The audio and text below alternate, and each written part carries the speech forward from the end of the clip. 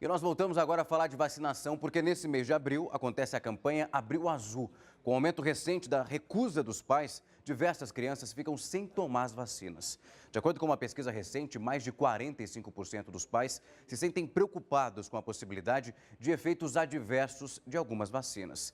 E quem está conosco para falar sobre esse assunto é o vice-presidente da Sociedade de Pediatria de São Paulo, o doutor Renato Kfouri. Doutor, uma ótima tarde para o senhor. E nós vemos, infelizmente, esses movimentos crescendo cada vez mais. Alguns pais fazem parte de correntes para que os filhos aí de amigos, colegas, não recebam qualquer tipo de vacinação. Isso é um risco anunciado, né? Parece inacreditável, mas ainda tem pessoas que acreditam que as vacinas possam fazer mal. Vacinas que salvam vidas, vacinas que modificaram o curso das doenças e da própria história, né, no país e no mundo. As crianças que eram vítimas de paralisia infantil, de sarampo, hospitalizadas, o tétano, coqueluche, enfim, são mais de uma dezena de doenças hoje controladas graças ao uso extenso nos programas de vacinação das nossas vacinas, né? E talvez a própria vacinação, o sucesso que as vacinas trazem, levam as pessoas por não conhecerem, por não perceberem mais as doenças entre nós, a relaxarem em relação à importância da prevenção e dessas doenças, né? E mais do que isso, né? Por a doença muitas vezes não estar presente no nosso dia a dia, as pessoas acreditam que podem deixar de vacinar seus filhos. Felizmente, aqui no Brasil, a gente não tem um movimento organizado, né, de antivacinismo, que nem tem em alguns países da Europa, dos Estados Unidos, onde as pessoas muitas vezes pressionam deputados, querem leis diferentes que desobriguem a vacinação. Aqui nós temos muita informação equivocada, pais que por conta própria se recusam e às vezes até profissionais da saúde que não recomendam a vacinação. É um grande equívoco que coloca em risco a saúde de nossas crianças e dos nossos adultos também. Doutor, nós vimos também, acompanhamos recentemente, algumas doenças que foram consideradas erradicadas que voltaram a surgir. Isso é um reflexo desse movimento que não tem qualquer tipo de confirmação. Isso traz mais uma vez à tona aquela possibilidade de, eu não vejo mais tal doença aparecer, ela desapareceu. Desapareceu porque a vacina realmente é eficaz e mostra resultado. Se a vacinação deixa de ser feita, é claro que nós temos um resultado negativo. Exatamente, esse controle, né, essa falsa sensação de segurança que a gente tem ao não ter contato mais com essas doenças, trazem justamente essa impressão de que as vacinas não funcionam, né, ou que as vacinas não precisam mais ser feitas, né? Sarampo é um exemplo vivo disso, né? Nós não controlamos o sarampo aqui no nosso país, fizemos com que a doença desaparecesse aqui entre nós, não circulasse mais, mas o mundo não fez a sua lição de casa, a sua tarefa. Então, o sarampo continua acontecendo nos Estados Unidos, Nova York atualmente com surto de sarampo, na Europa muitos casos, e na Venezuela, nossa fronteira aqui. E nós, se também não mantivermos, como aconteceu no norte do país, no Amazonas, em Roraima, com as coberturas vacinais, ou seja, quase toda a população vacinada, alguém que venha com sarampo, que é reintroduzida a doença dessa maneira, volta a circular o vírus entre nós, volta a aparecer casos de doenças graves, como sarampo, como difteria, como febre amarela, como poliomielite.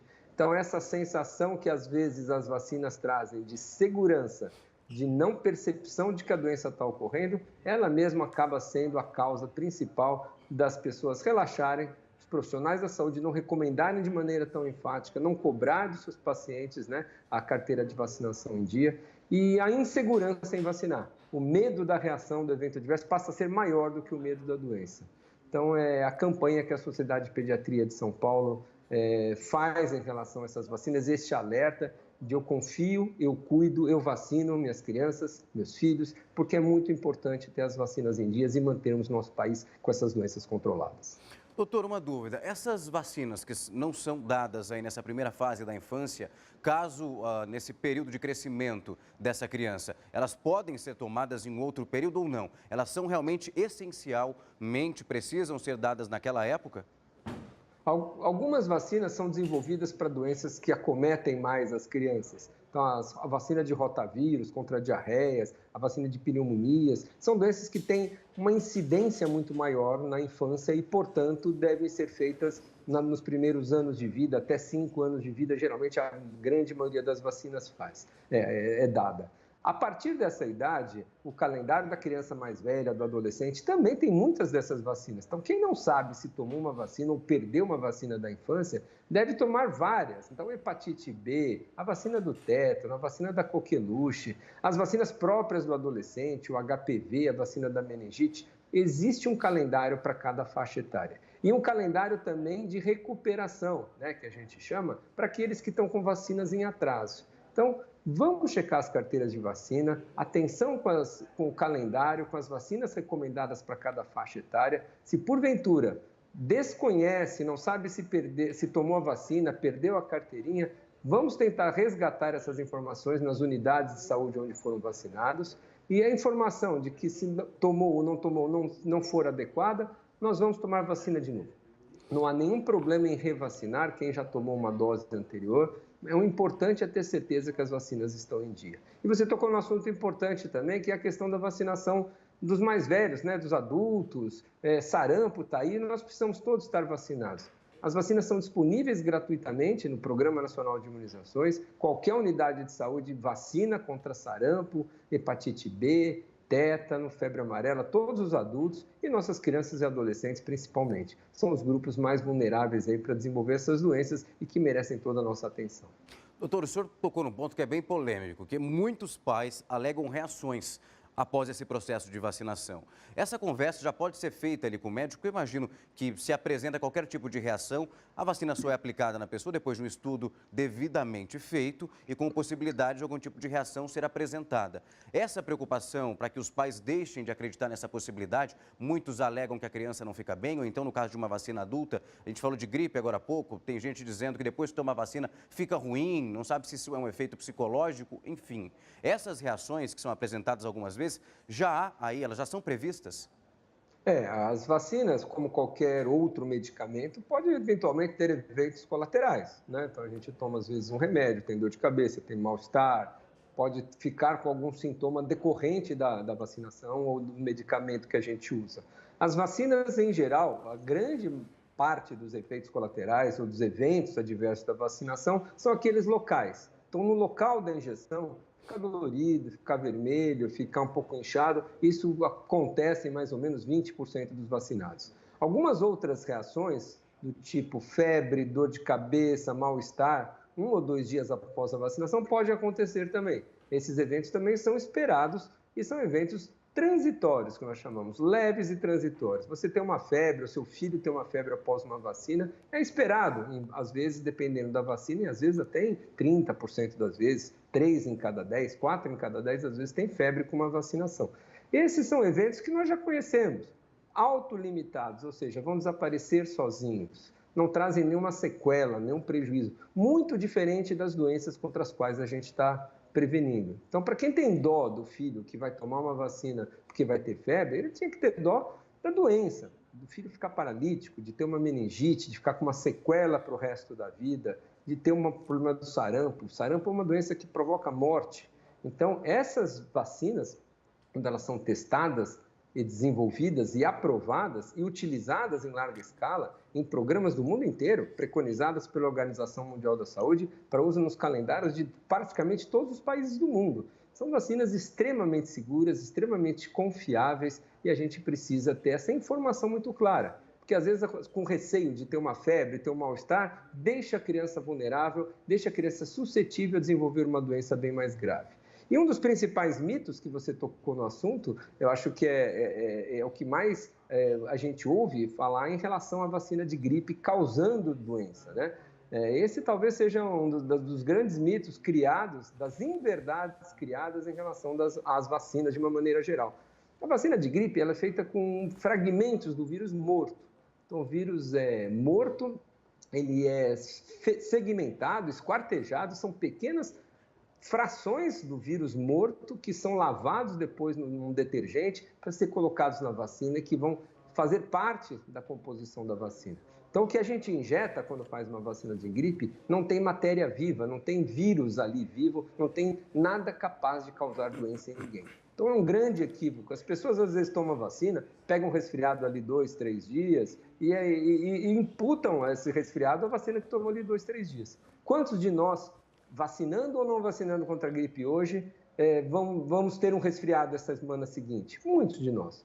E aqueles que tomarem a vacina vão achar que foi a vacina que fez ele ficar resfriado ou até doente. Então, a vacina leva um tempo para proteger, 3 semanas. Nesse meio do caminho, a pessoa pode ficar doente, mas isso não guarda nenhuma relação com a vacinação que recebeu. Nós estamos começando hoje, dia 10, a campanha de imunização contra a influenza em todo o Brasil. É importante levar as crianças, as gestantes, os idosos, todos aqueles que fazem parte do grupo mais vulnerável para receber essa vacina. Gripe mata, gripe tem umas vezes mais de 1.000 óbitos por ano por gripe todo ano. E normalmente são indivíduos pertencentes a esses grupos de risco. Crianças, idosos, gestantes, aquele que tem uma doença crônica. Então é preciso se vacinar. Hoje a gente tem uma vacina disponível contra uma doença potencialmente grave e a gente ainda tem o caso e morte relacionada a essa doença é inadmissível. Então, eu acho que a gente, ao se vacinar, nós protegemos a nós mesmos, mas protegemos também o nosso entorno. A gente não adoecendo, não transmitimos doenças para nossos pais, para os nossos avós, para os nossos colegas de trabalho, para aqueles que não podem tomar vacina, as crianças que têm câncer, que estão com quimioterapia, que são transplantados, não tomam essas vacinas, às vezes não podem e se beneficiam porque o seu entorno, a população está vacinada. É proteger-se e proteger os demais. Doutor, só para a gente finalizar, uma última questão. O senhor falou dessa possibilidade que já é real. Aqui no Brasil, nós já vimos algumas campanhas que são aí contra a vacinação. No exterior, isso tem um pouco mais de força. Nós até relatamos um caso aqui de um militante que falava que a vacina não era boa e foi internado com catapora e disse que iria mudar a forma de ver aí todo esse procedimento. Por que o senhor acredita que esse tipo de notícia ganha tanta força, já que não tem aí nenhuma profundidade, não tem nada que embase esse medo desses pais de não levarem os filhos para tomar vacina a ponto de colocar a criança em um risco tão grande quanto esse? Existem várias questões, né? Ali fora do Brasil, a gente tem grupos religiosos que pregam que se a vontade divina é adoecer, nós não devemos interferir nisso. Há grupos filosóficos, antroposóficos, que acreditam que a resposta do ser humano às doenças faz parte da natureza do desenvolvimento do sistema imunológico, nada com comprovação científica. Mas, basicamente, aqueles que recusam, hoje eu acredito que a grande motivo de recusar é o temor pelos eventos adversos. As pessoas não veem as doenças, as pessoas têm medo daqueles eventos adversos e é muito difundido na internet falsos conceitos, as chamadas fake news, a respeito da segurança dessas vacinas. Meu filho tomou a vacina e ficou com algum problema, ele não tinha nada, foi só tomar a vacina e aconteceu algo grave. A gente vacina muito, né? Então, qualquer evento, né? E vacina muito crianças no momento de desenvolvimento.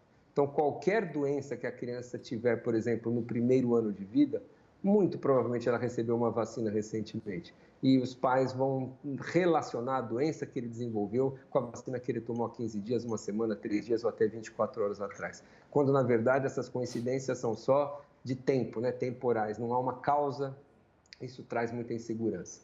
Então, a recomendação é que procure informações confiáveis nas redes, cuidado com as informações equivocadas disponíveis na internet. A Sociedade de Pediatria de São Paulo tem um site chamado Pediatra Orienta, que é destinado justamente às famílias, né, onde informações de segurança, de qualidade, como também as informações do Ministério da Saúde, da Organização Mundial da Saúde, da Sociedade Brasileira de Pediatria, são informações e do próprio médico, né? O próprio pediatra é a fonte principal de informação segura para essas famílias. Então, cuidado com as notícias falsas, a gente tem que ter confiança na fonte que nos informa para proteger adequadamente nossas crianças. Doutor Renato, eu agradeço o tempo e a disponibilidade para falar com o nosso telespectador e esclarecer essas polêmicas. Toda vez quando chega a época de campanha de vacinação, é bom deixar bem claro para quem está em casa qual é a situação e a importância de receber esse medicamento tão importante. Doutor, mais uma vez, obrigado e uma ótima tarde para o senhor. Obrigado, é um prazer sempre falar com vocês aí da Record News, Rafael. Até.